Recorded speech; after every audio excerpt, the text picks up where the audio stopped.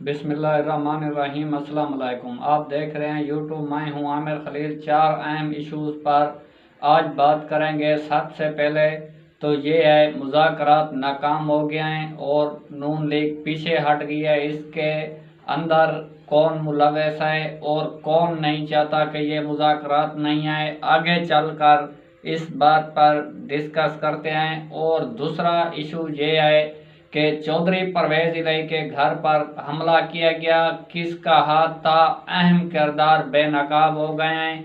और तीसरा ये है कि कल पीटीआई चेयरमैन इमरान खान क्या करने जा रहे हैं। और चौथा जो अहम इशू है, किसी अहम सियासी शख्सियत को जान से खतरा है। सबसे पहले तो हम इस बात को डिस्कस कर लेते हैं, जो चौधरी परवेज़ इलाही के घर के ऊपर हमला किया गया है और उसके अंदर कौन शख्स मुलव्वस था और कौन चाहता था चौधरी परवेज़ इलाही को गिरफ्तार किया जाए, और चौधरी परवेज़ इलाही को गिरफ्तार करने से उनको क्या फ़ायदा होगा और वो क्यों गिरफ्तार करना चाहते थे।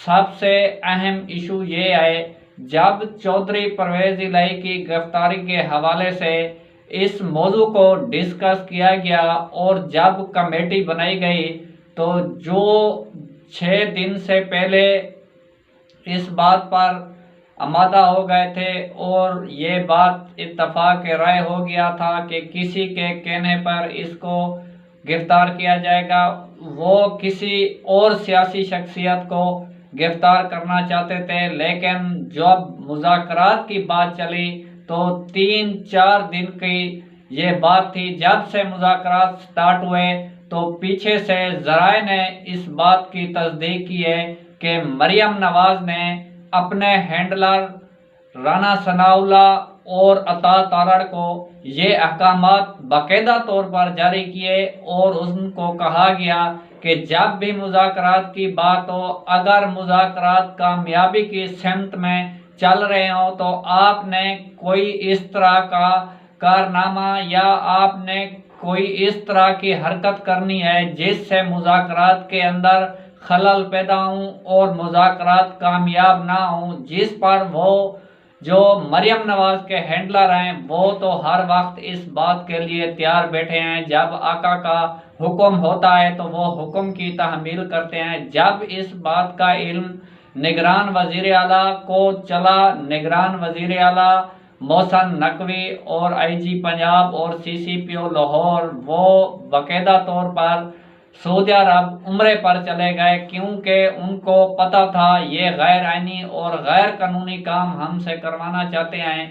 जब वो चले गए तो फिर राना सनाउल्लाह और अता तारड़ ने जो टीम तश्कील दी, उसके अंदर वकास हसन और चटा साहब और उसके बाद जो डीपीओ वो खवातीन थी उनको तैयार किया गया और बाकायदा तौर पर टीमें तश्कील दे दी गई। और उसके बाद जब हुक्म आया आका की तरफ से, मरियम नवाज की तरफ से, तो राना सनाउल्लाह अता तारड़ ने रात की तहरीकी में चौधरी परवेज़ इलाही के घर के अंदर पुलिस को बाकायदा तौर पर हमले के लिए भेज दिया। और पुलिस को वाज़ेह अहकामात थे और उनको कहा गया कि आपने हर सूरत में चौधरी परवेज़ इलाही को गिरफ्तार करके आना है। अगर चौधरी परवेज़ इलाही आपको ना मिले तो आपने उनके घर के अंदर जाकर उनके घर को तोड़ना है और दरवाजे को तोड़ना है, अंदर तोड़ फोड़ करनी है। जो चीज़ आपको मिले आपने उनको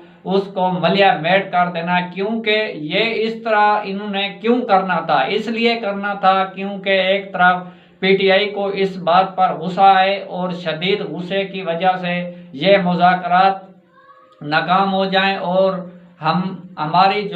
हमारा जो मिशन है, हम अपने मिशन में कामयाब हो जाऊं। ये मरियम नवाज का मिशन था, क्योंकि जब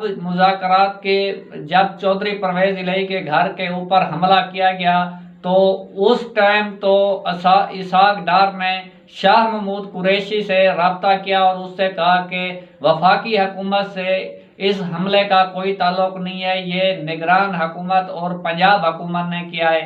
जब चौधरी परवेज़ इलाही के करीबी अजीज ने इस मोहसन नकवी से रब्ता करने की कोशिश की तो उसने भी ला इल्मी का इज़हार कर दिया। तो फिर जब ज़राए ने इस बात की तस्दीक की और पता चला कि उसके किसी भी सियासी शख्सियत को इस बात का इल्म ना था, ये 3 शख्सियत इस बात में मुलव्वस थे, मरियम नवाज, अता तारड़ और राना सनाउल्लाह। इन्होंने ये काम कराया है मुज़ाकरात को नाकाम कराने के लिए। और दूसरा जो इशू था, मुज़ाकरात नाकाम हो गए और नून लीग पीछे हट गई। और सबसे अहम इशू ये था जो अब बेनकाब हो गया है, जब नून लीग के अहम रहनुमाओं की सियासी बैठक हुई है तो उसके अंदर जब नवाज शरीफ वीडियो लिंक पर मौजूद थे तो उसने इस बात को तस्दीक किया है और उसने बाकायदा तौर पर इस बात की मंजूरी दी है कि आपने एक साथ इंतखाबात के मुतालबे से किसी सूरत पीछे नहीं हटना। और जब तक ये आला शख्सियत ओहदे पर चीफ जस्टिस उमर अता बंदियाल की तरफ ये इशारा किया जा रहा था, जब तक ये मौजूद हैं तब तक आपने इलेक्शन नहीं कराना। जब नवाज शरीफ ये बात कर रहे थे तो मरियम नवाज अपने बाबा के साथ इस बात पर हाँ से हाँ मिला रही थी, क्योंकि उसका मिशन था कि ये मुज़ाकरात नाकाम हो और हम किसी सूरत भी पीटीआई चेयरमैन इमरान खान के साथ बैठने को तैयार नहीं है, क्योंकि इनका मिशन था कि काजी ईसा फैज जब चीफ जस्टिस बन जाएंगे तो तब हम इलेक्शन कराएंगे, क्योंकि वो आका जो नवाज शरीफ है उसको वापस लाना चाहते हैं। ये मुज़ाकरात से पीछे हटने की अहम वजह ये है। और तीसरा इशू ये है कि कल यकम मई योम मजदूर डे पर पीटीआई चेयरमैन इमरान खान ने ये ऐलान किया हुआ था और उसने कहा कि पूरे पाकिस्तान के अंदर जो बड़े बड़े शहरा हैं उसके अंदर हम पैदल रैली निकालेंगे और मजदूर डे मनाएंगे और इस हुकूमत के गैर आइनी और गैर कानूनी और ऊंचे हथकंडों और महंगाई के खिलाफ भी एहतजाज करेंगे और यौम मजदूर डे मनाएंगे और पैदल मार्च करेंगे। इस बात पर मुस्लिम लीग नून और पीडीएम को तकलीफ हुई और उन्होंने जो अपना सहूलतकार उनके थे इलेक्शन कमीशन जो जानिबदार नहीं है और गैर जानिबदारी का मुज़ाहरा कर रहा है, और उसने अब पीटीआई चेयरमैन इमरान खान की जो रैली का ऐलान था उससे कहा कि पीटीआई अपने रैली का जो ऐलान है वो वापस ले ले, आप मजदूर डे पर रैली नहीं निकाल सकते। किस आइन के अंदर लिखा हुआ है कि आप मजदूर डे पर रैली नहीं निकाल सकते, आप मजदूर डे नहीं मना सकते?